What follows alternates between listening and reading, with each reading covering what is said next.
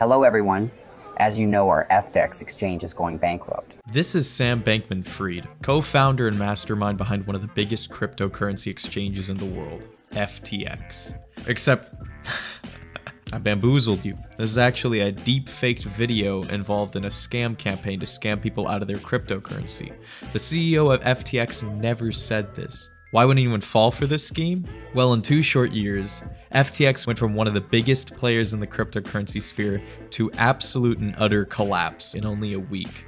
And despite Bankman Fried's focus on altruism and economic piety, it is suspected that mass fraud was conducted behind closed doors at FTX. Let's get into it. Now that we've gotten imposter Sam out of the way, let's get to know the real Sam.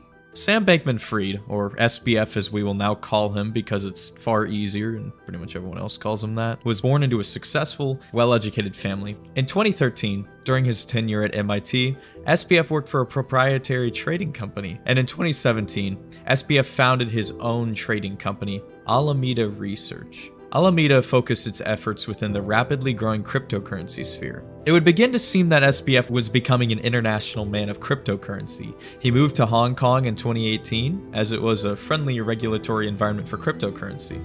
Fried leveraged Bitcoin trading values around the world, especially in Japan. You see, SBF could buy Bitcoin anywhere, and then sell it in Japan for a massive profit, as Bitcoin prices were far higher there due to a discrepancy. This is how he got filthy rich. And around the time when he humble bragged to crypto bros worldwide that he moved up to $25 million worth of Bitcoin and yen per day. How does Alameda Research fit into the picture? Well, SBF admitted that Japanese banks were worried, rightfully so, about opening accounts for his digital fake money-making business, so he eluded the banks as to his true intentions by making his crypto trading company appear to be a research institute. Through this big brain naming scheme, he profited enough to fund his next venture into computer money by saying his company simply wasn't what people thought it was. It's genius, I give him that much. FTX, ease of access for all users, quick and reliable returns. These aspects build up the primary business model of SBF's newest venture into the cryptocurrency markets. Gathering all his experience within the industry and the millions of dollars he acquired from Japan, SBF founded FTX in April 2019 in Hong Kong and eventually based it in the tropical paradise of the Bahamas in 2021, as there was a very favorable regulatory environment within the archipelago nation. Scenic views, tropical beaches. As cryptocurrencies hit record highs during the COVID pandemic, FTX quickly rose to one of the largest cryptocurrency exchanges in just a few short years. Investors bought into the fear of missing out and jumped on board to finance FTX completely, funneling millions of dollars into this growing crypto trading platform. By now, the company was set to be a major player in the world economy. Okay, SBF, we get it. You're a rich dude from a rich family who bounced from nation to nation profiting off of the blockchain. But lately, I feel like we're growing apart. Come on, let's get to know the real you, SBF. After suddenly being thrust into the public eye, more of SBF's character would hit the limelight.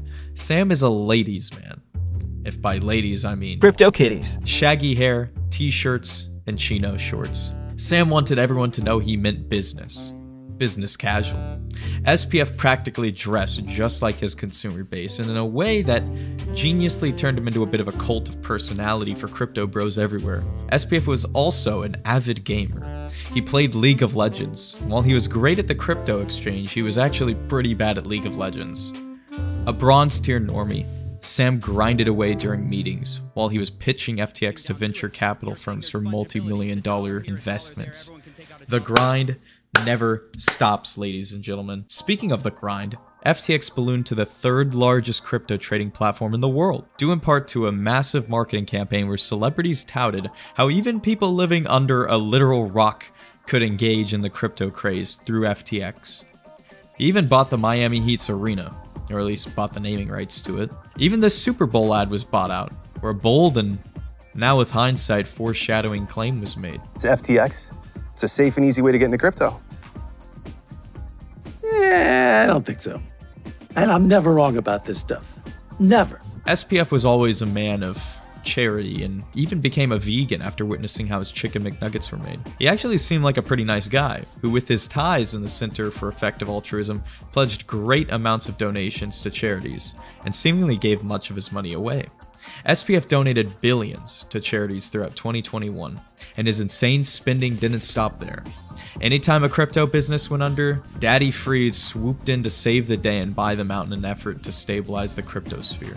SBF also flexed his accounts by spending millions in political donations and lobbying Congress. He spent $10 million on Joe Biden's presidential campaign, and in 2022, he dropped over $40 million on backing many different candidates of both Republican and Democrat backgrounds in the American midterm elections. He even made moves to assist in the regulation of cryptocurrency in America, which many thought was an attempt to get Congress to give FTX special treatment, and is also the opposite of what a crypto kingpin should be doing with their money, but as we've already established, SBF is not your typical billionaire. FTX was also reportedly attempting to spot Elon some extra bucks to buy Twitter, but not very much came out of that, but a compromised character. It seemed that SBF wasn't exactly the kind, benevolent crypto kingpin that you or I have come to understand. SBF did give much of his money away to charities, but also to politicians in an attempt to manipulate American politics. Additionally, he bought 19 properties across the Bahamas, which didn't just give him a monopoly on that part of the board, but also frustrated the wealthy locals. He and his friends roamed around the rich community in t-shirts, and apparently treated the penthouse, which he lived in with 10 of his roommates, like a frat house. And you know what that means.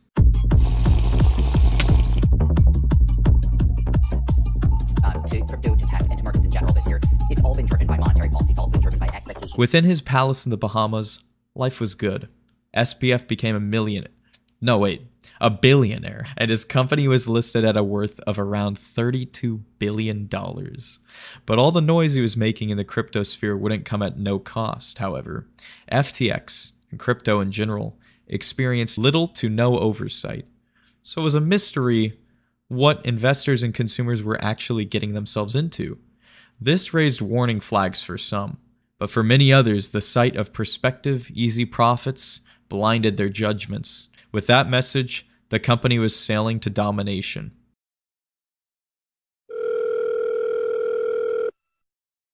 Hey, Sam, it's me. I was calling because, maybe we could hit up your place and, look over each other's private equities, if you know what I mean. I'd like to see those cargo shorts in person, Sam. We could finally take what we have off the metaverse and bring it into... Wait. What do you mean you're taken? That's right. Caroline Ellison. Both from highly educated, wealthy backgrounds, both with a history at Jane Street Capital. They lived together with the 9 others at the Bahamas penthouse. Using his power at FTX, SBF promoted his partner to CEO of Alameda. Or at least on and off partner. It's complicated. Okay. I didn't need to read that. Well, at least this means I might still have a shot with SBF. Okay. We have well established the protagonists of the story. But it ain't a story without conflict. What about the villains of the FTX character arc? Binance, a massive crypto exchange platform headed by Changpeng Zhao, which originally invested in FTX, had now become its competitor. A bitter rivalry ensued, where SBF and Zhao fired shots at each other across the battlefields of Twitter. Things stayed rather tame. However, this nerd fight would reach new heights after CoinDesk ran an article that would seem damning for SBF's empire on November 2nd, 2022. The article noted a perceived vulnerability within FTX and its associated brands, as could be seen through the investigation of leaked FTX financial documents. Apparently, Alameda Research had much of its assets listed as FTT, meaning that FTX's own currency, which is normally used to facilitate transactions on the FTX platform, was propping up Alameda Research. And by propping up the company, I mean billions of Alameda's value is based on FTT. Like, this was a house of cards one blow away from becoming not a house of cards. I had no better punchline for this joke, just bear with me. Alameda additionally had been discovered to have made far too many risky bets in the crypto market. Ellison was running the firm into the ground, and the company was staying afloat from FTX bailouts. Now, this seems pretty bad, but we have we've just started. Cryptocurrency empire collapse speedrun. Any percent. Alright, start the timer. The article itself began raising doubts as to the stability and safety of FTX and trading on the platform. With these revelations, and with SBF going behind Binance's back to buddy up with Congress and pass regulations that could harm Binance's position, old CZ moved to sell all $529 million of FTT tokens from Binance on November 6th, and he announced his decision to do so publicly across Twitter. Consumers now began to become very worried and doubtful of FTX. Consequently, the value of FTT began fluctuating wildly. Ellison announced that Alameda wanted to buy the tokens from Binance. Right, because that's what the company needed more of. More funny bucks to prop up the company further. On the 8th, the value of FTT dropped to $6 from its previous value of $25.50 before this apocalypse began. As FTX floundered, customers rushed to the app to withdraw their funds in a panic. Like the run on banks during the Great Depression, many failed to receive compensation, and their portfolios continued to plummet. Crypto bros lost countless in assets. They could only watch as their virtual dollars evaporated. Binance announced their decision to buy FTX in a bailout effort, but walked back on it before the week ended, as after only one look at the interior of FTX, Binance hightailed it away from the deal. It was too risky. And on the 9th, US federal agencies began investigating the company.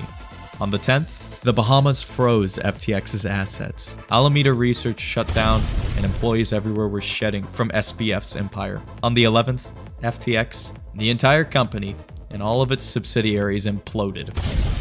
And with that, SBF, in as little as 9 days since the CoinDesk article, resigned from the empire he built over the course of 5 years. Stop the timer. You didn't have to cut me off like that. I can never know we were nothing. I don't even need your love. FTX was a paper tiger from the start, and SBF and those associated with him had fooled everybody. Was this intentional fraud, or was it an accident? Let's get into it. John J. Ray III. John specializes in overseeing sinking dumpster fires and has a history in it as he oversaw the liquidation of Enron. A class action lawsuit was filed against not just FTX, but all of the celebrities that promoted it, as they alleged deception of FTX consumers. And I'm never wrong about this stuff. Never. This news came as $1 billion in FTX customers' funds was discovered to be completely unaccounted for. Gone. $1 billion, just plain missing. How does a company lose $1 billion without any account of it? It seems that they didn't just lose money that they had no account of, because FTX secretly transferred $10 billion to Alameda to keep it afloat during the glory days of FTX. SBF told customers on Twitter that he alone would raise around $8 billion needed to make customers whole.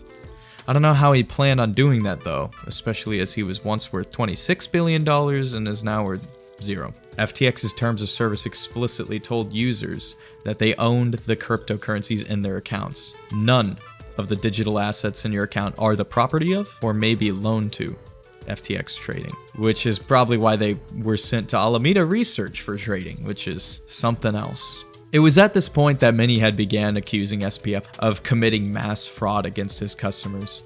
They accused him of installing a secret backdoor to harvest funds from customers illegally, and many are pointing to that vanishing act of $1 billion as fraud directly committed by SBF. He has since denied these accusations. SBF took to Twitter and mentioned that he'd pieced together what happened to figure all of this out. He never figured all of this out. Meanwhile, John J. Ray III had a lot of work to do. He mentioned to the bankruptcy court, "Never in my career have I seen such a complete failure of corporate controls and such a complete absence of trustworthy financial information as occurred here." Cybersecurity specialists were then hired to track down where the missing funds went, and after some investigation, recent findings from Arkham Crypto Intelligence revealed that $204 million worth of cryptocurrency was transferred days before FTX's collapse to crypto wallets owned by FTX and a trading wallet used by FTX. That breaks terms of service, Sam. It also seems like FTX management did not create effective documentation, unreliable records, and intentionally deleted messages, not just lousy work, but suspicious activity for an exchange that moved millions and was worth billions. FTX internally was reported to be fairly unprofessional, seeming more like a business run out of a college dorm. And with that, it also showed inherent mismanagement. Regardless, FTX has been, and continues to be, a target for hackers and scammers, which is where Sam Bankman Faked comes in. The deep-faked video was posted from a verified Twitter account posing as SBF. Gotta love the new $8 verification badges, eh? It actually seems to have been partially effective as well, as records show actual Ethereum was sent to the wallet that was part of this phishing site. Wonderful. Within a week, the third largest crypto exchange platform collapsed due to a run on the bank, liquidity crisis, and management issues. Not to mention they made enemies within the industry and improperly used customer funds on risky bets. FTX was a drugged out frat party that moved billions of the public's financial assets and gambled massive quantities of it in risky bets. And unfortunately for some, the party will never end as many try to recoup their losses. And as recently as 6 days ago as of recording this, Sam Bankman Fried has been arrested by the government of the Bahamas on request of the US government. A heavy security detail escorted Sam Bankman Fried, the founder of the now defunct cryptocurrency exchange FTX, from a Bahamas courthouse to jail. It was the 30-year-old's first in-person public appearance since the spectacular collapse of the cryptocurrency exchange he founded. And that, ladies and gentlemen, is the end of SBF and FTX's story. I'm curious to see what happens next as we begin to discover how deep this scam went. Like and subscribe if you enjoyed. I'll see y'all on the next one.